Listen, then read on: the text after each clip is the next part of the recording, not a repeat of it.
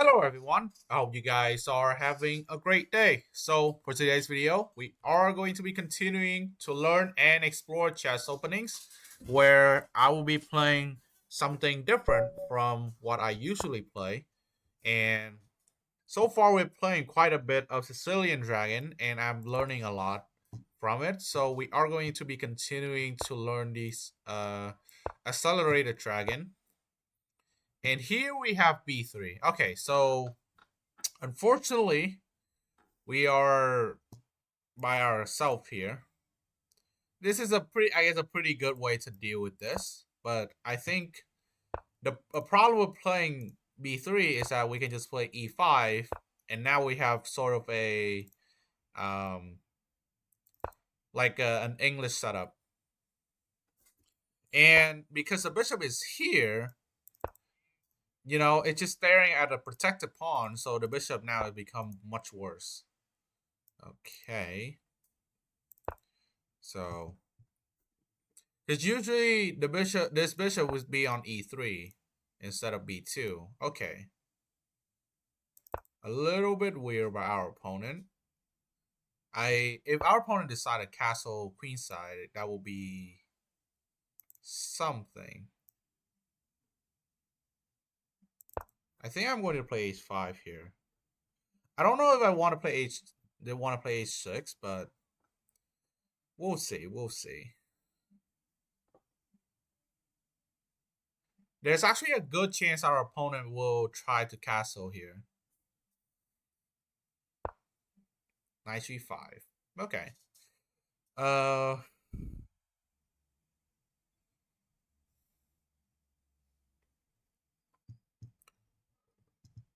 Knight g5. So technically, we're not really afraid of knight takes f7 by any means. But he's definitely gonna try to play f3 and g4.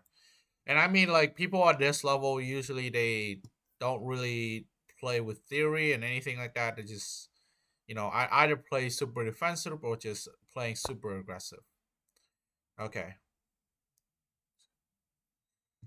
So our opponent apparently ignored our threat, so we're just going to go with that.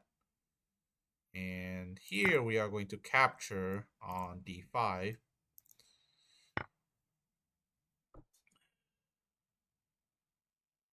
And here I think we can play knight e7. So we could play knight b4, right? And it creates a threat on the bishop on d3 too. Actually, do I want to do that more? Yeah. Actually, I might want to play knight b4 more. And the reason is I was thinking about bishop e4, but we just play f5 and there's nothing going on. So let's just play knight b4. It could also scare our opponent, and if our opponent plays bishop e4, then, well, we just go f5 for free. So, let's see.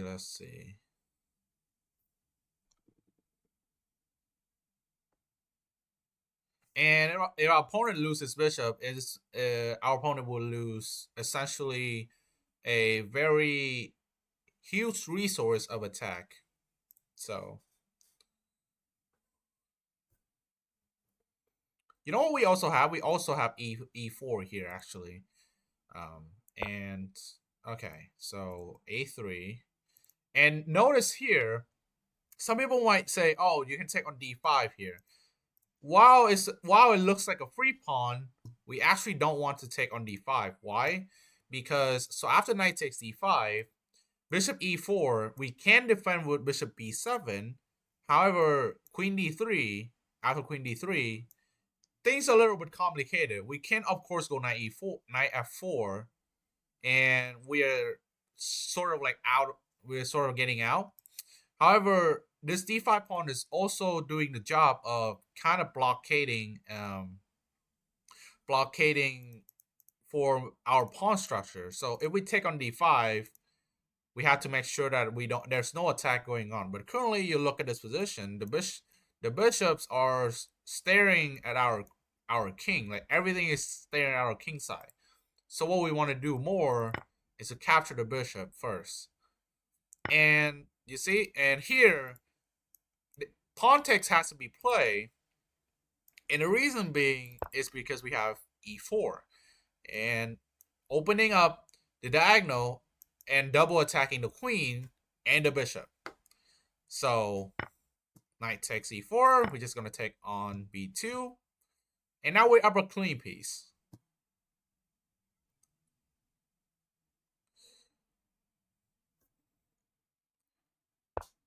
And rook a2, and we're just gonna drop back to where it was because with fiend kettle bishop, usually the best square is just going to be the original square.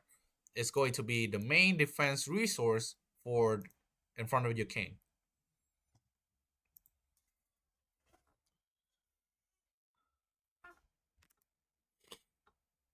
Let me fix the camera real quick because the light is sorry, there's a light on top here, but I don't really have a better angle to record in my house. So maybe I'll try to look for one.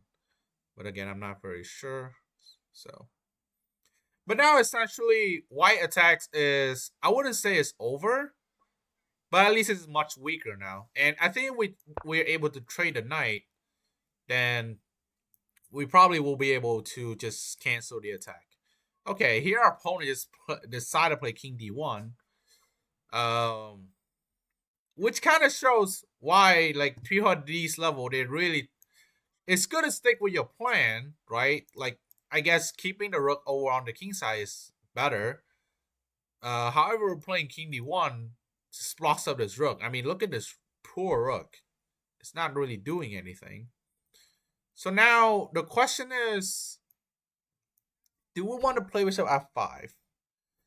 Now we definitely could, right? We could play bishop f5 and then look to trade. I think we are going to just do that. Now we're not afraid of g4 by any means because that just essentially give us a free pawn with pawn takes, and bishop takes, and we have a material. And because it also comes with a check, we're not really afraid of h5. Okay, so a4. Opponent is trying to activate the pieces here.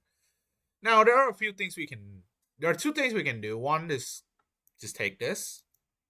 Two, take this. Two is push b4. We don't want to ignore this.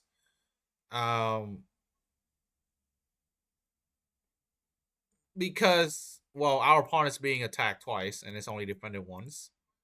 So I don't think I want to do that. But here comes the question of, what do I want to do? Do I want to block this, just lock up this rook, but run into the risk of, locking the whole queen side? Or do I want to take and open up this file? Now, from what I'm seeing, open up this file actually does. I mean, it just helps white. It doesn't really help me. So my intuition is telling me that I should play b4. But also plays b4, things look a little bit tricky. Sure, the rook is stuck here. I'm 80%. 80% I will play b4. I think in a classical game, give me like 5 minutes calculation. I probably will just play b4. Now, queen d7 is an interesting idea. Adding defense into the b pawn, because if white opens the a pawn himself, we also opens the a file, and what happened is that the rook is forced to be trade, and our rook will be very strong on the a file. That was something I'm also thinking about. But I think in this case, damn. Now that I look at queen d7, I really like it.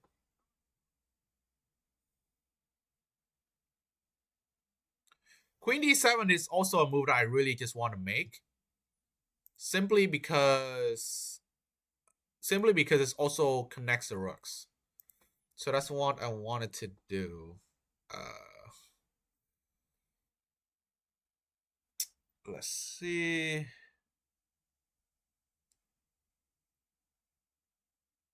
I think I'm going to play with b4. There may be some potential issue with queen d7. I can't tell you clearly why, but in general, I kind of don't like. Okay, we have queen to c4. Uh, so queen to e4, c4. Sorry. Here, what we can do is just play rook to e8, and if our opponent play d3, then I guess it's whatever. And also take note here, again, the d5 pawn here, we didn't take it earlier, but it is such a weak pawn that we can start taking it at any point if we really, really want to. And of course, that goes with the cost of keeping a knight here, because if we take, then this pawn takes, and the d5 pawn is protected.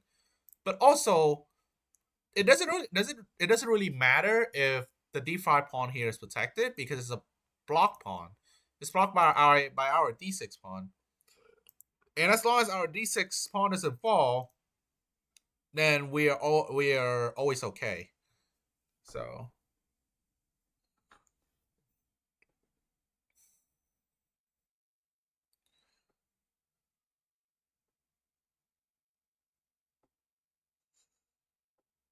now, when I'm looking at this, like, in terms of dark square, we are controlling essentially pretty much everything.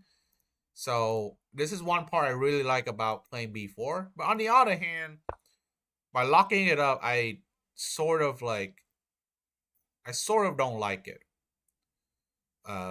Because it forced the attack to be around here on the king side, which is exactly what white wants. Now here, this is why I wanted to play queen d7, because I need to also stop g4. Wow, our opponent's... Wait. Oh. Oh, did I miss something?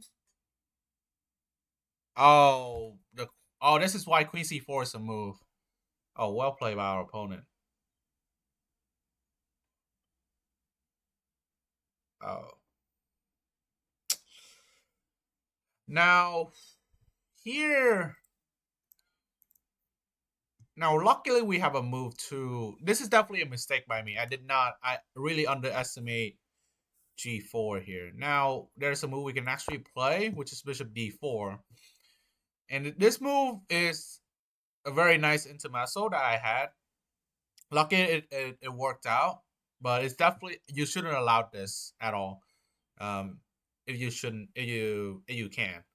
So what this move does is, one, it interferes with the protection of g4, and two, it simultaneously attacks the knight on f2. So if our opponent takes on f5, we're going to just take on f2, and then the games, and we're still going to be up a piece. And if the knight moves, if the knight moves, then we just take the pawn, and again goes back to where it was. And if Rook protects by like any means, we're just going to snatch off this knight, and we're going to do the same thing. That was a little scary. I actually trapped my bishop kind of by accident there, when I shouldn't have.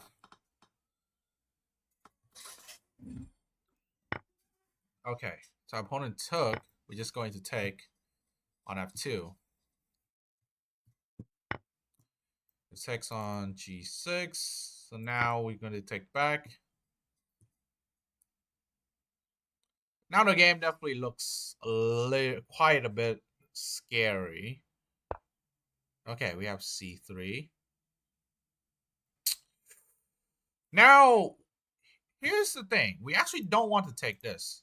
Why? Because if we take and pawn takes, suddenly the rook, the worst rook in the game right now, right, is becoming very active. It is also attacking our bishop. So we don't actually want to do that. So let's go queen to f5, activating our queen and threatening two things. One is queen f3, forking the king and the rook, and another is queen b1, checkmate, but also attacking the king and the rook.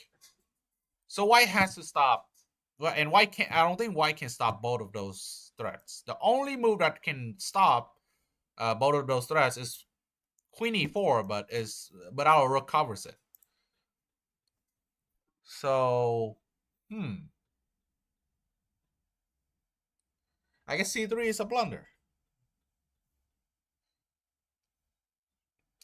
Our opponent has another try of like d3, but d3 just runs into this, and I think we're going to just win the game on the spot. Actually, if d3 queen f3, right? If the kings go into the second rank, we can't just land another check on e2 first, and then we can have a checkmate. And if after queen f3, if king to c1, king to c1 is also another way to stop this. All right, so I did not look at king c1, but now we can just snatch off the f3 pawn for free. So I don't see why not. So let's snatch off the pawn for free.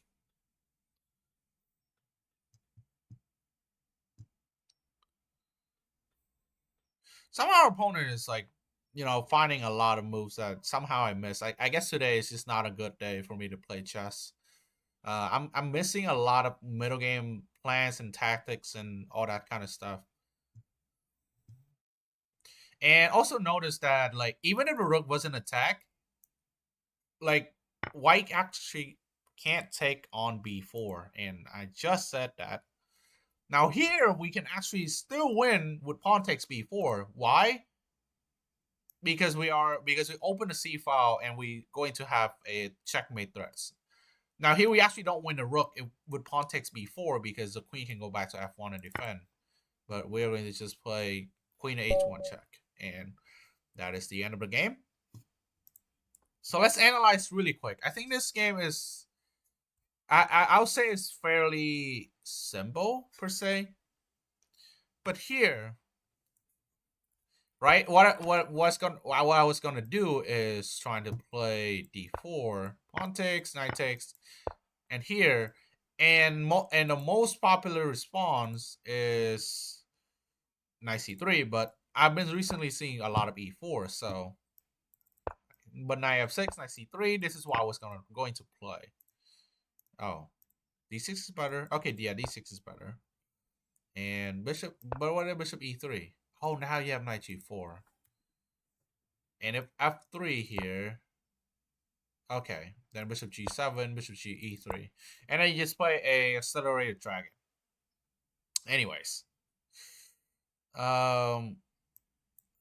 actually, hold up. What about bishop here? Oh, bishop here. Now you can take. And now you go with this plan. I see.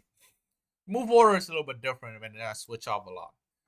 But b3 here is a very sort of offbeat move.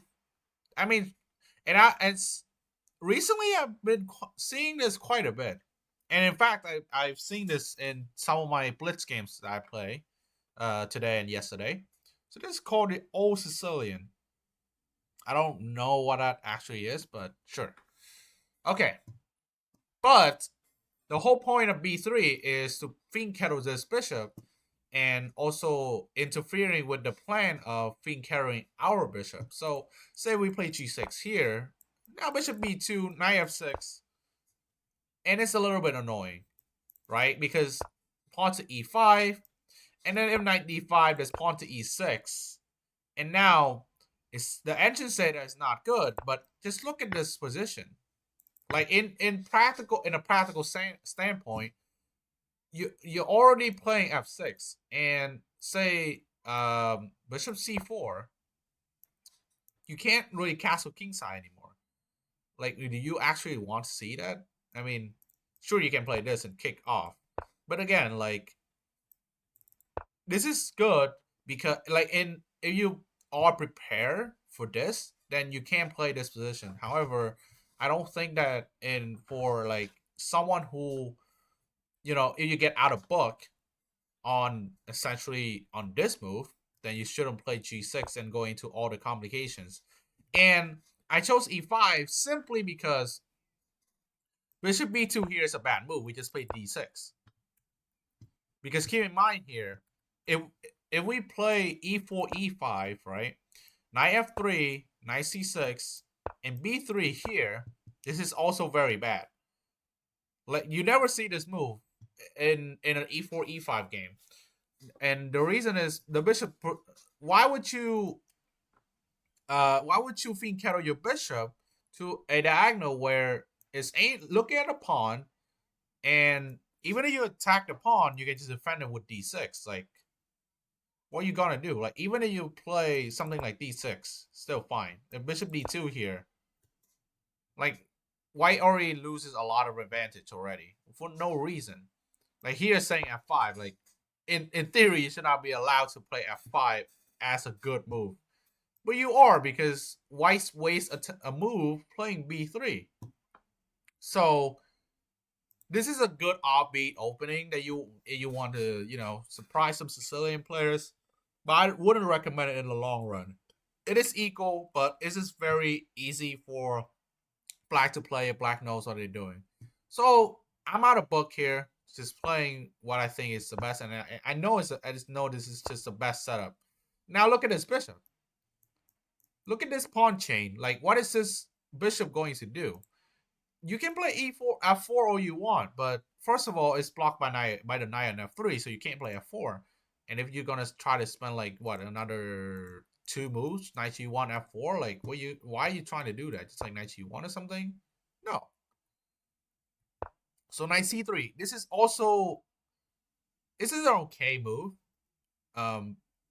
because it's just a normal development. But now, as you can see, this is what the problem with playing the bishop on b2. You're blocking your own bishop, playing knight c3, and also looking at a pawn on e5. Like, why are you trying to do that? So, and this is now an English setup where this in a symmetrical English, you usually gonna try to do that. So knight c3, knight here, e4, e5. Let's just put it up. Let's just put it up in a position, right? And this is a position. So you have the pawn chain, and you always have the d4 square, and white also had the d5 square. Oh, not here, but in this case, it's not quite, right? Because white hasn't played c4. So, I mean, essentially the d5 square is still on white's control, but we are in much better control of d4. And now look at this bishop. This bishop is just gonna stare at the d4 square while we tuck a knight there, or a pawn would be there or something. And the bishop, and now essentially, like, we just kind of up a piece in terms of positions. So bishop here, bishop g7, knight d5. It doesn't really matter. We just play knight g7, and queen e2.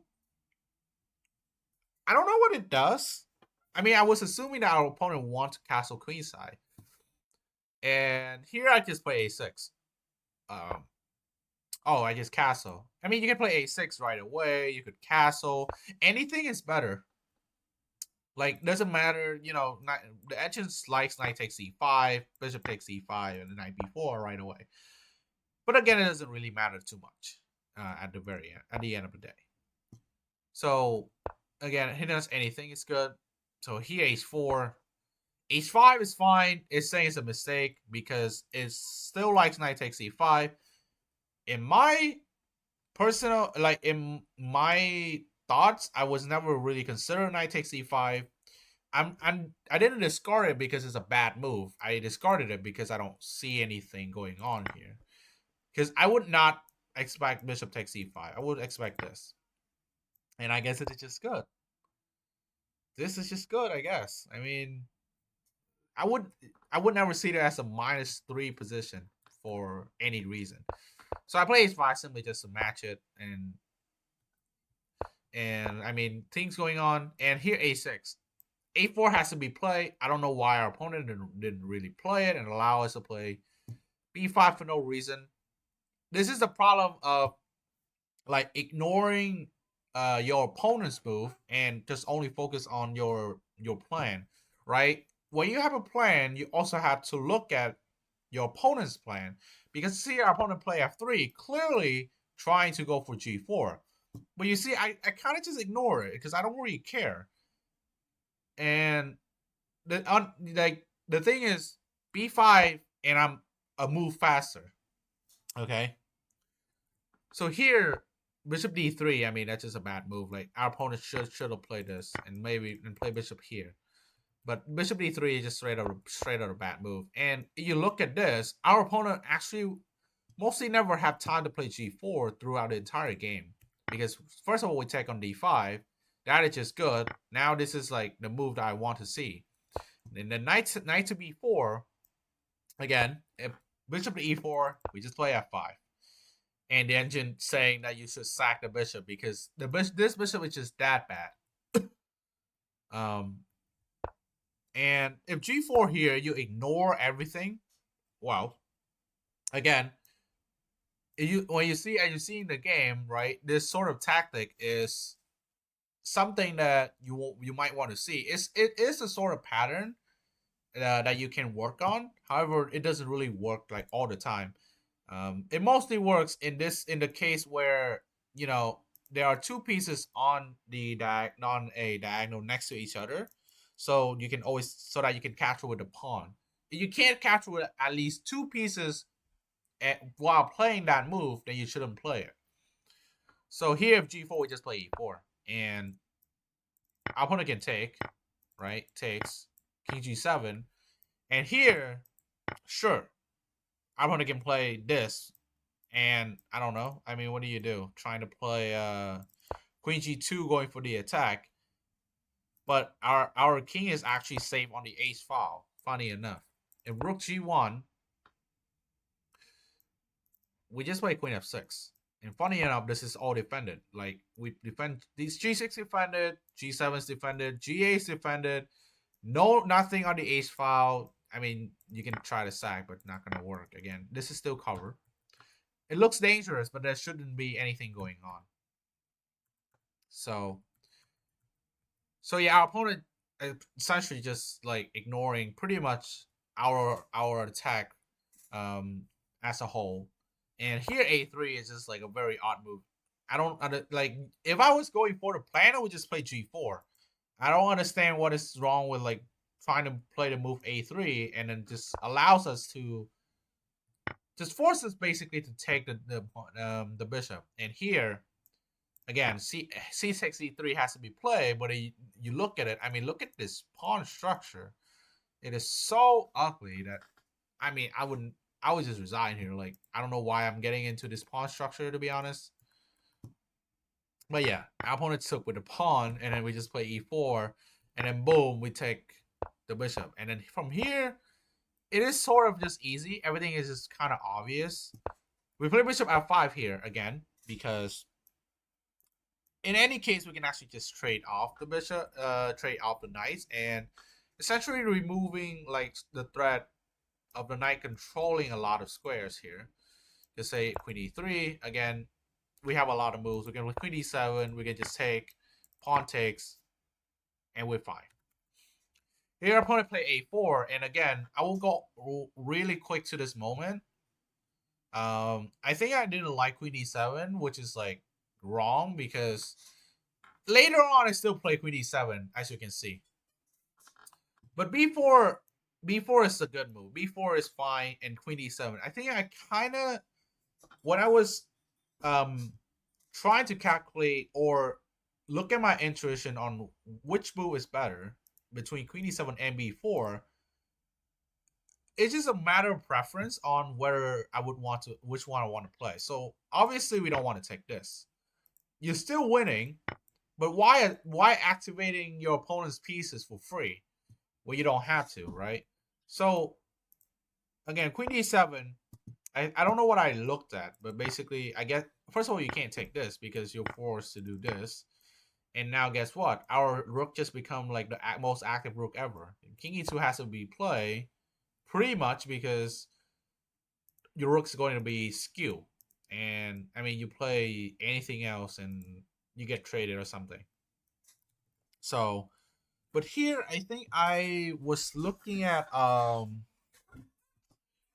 actually not sure what I saw, but I just kind of didn't like it. But at the end, I still had to play it, like queen c4. And here I play rook e isn't like so. I mean, of course, nothing here is like bad as long as you don't really blunder any piece. Because again, I play queen e7 here. You should not allow this at all, right? It just happened to work because I have this. So apparently, our opponent actually, the engine said that. Oh, this is okay, but we discard that because I don't. Again, we don't want to have to walk into like tactics for no reason when we are not forced to. I think here, yeah, better move would have been just queen f6. If g4 here, okay. Oh, again, taking here is much better because well, our position is still not open yet, but we essentially just kind of bust open the center. And of course, bishop g4 is just good. I probably would find it if I'd really play queen f6. But again, just a key rule of thumb, like if you're already up material and you're already in a winning position, don't force yourself into tactics when you don't have to. So this is to me is sort of a mistake, sort of thing where I put myself into a position where I have to find a tactic that allows this whole thing to not work. So So here, everything is just pretty simple. Our opponent plays c3, which is like, I mean, another bad move. King c1 is pretty much the only move. Rook a1 is also, I guess, a move here. Yeah. But here, I mean, our position is just so good now because, I mean, look at this. Display rook e4, and all the squares on the g file is controlled by us. And the queen here doesn't have any square to go. That's so funny. But anyways. And here it's pretty much over. So because our opponent is hanging rook. So I think overall I think we did really well. You know, this is why you always have to understand opening principles first before you start going for theory. I mean, I've always rely on opening principles rather than theory. I've only learned theory like in the past year or two, sort of. Because you see here, e5 is an intuitive move that I just made because I just know that this setup is good. Where it doesn't matter you have a backwards pawn on d6, your drawback with the pawn is much less relevant than a bad bishop on b2. You sacrifice 1 point of material there for like a 3 points of bad material. So okay, so thank you so much for watching. I hope you guys enjoy. And let me know in the comments what openings you would like me to play. I still hope that I'm going to get white pieces for a game, please. So I can play the London system and really show you how to just try to play the opening as simple as possible and go for the middle game plan. So like and subscribe. Peace.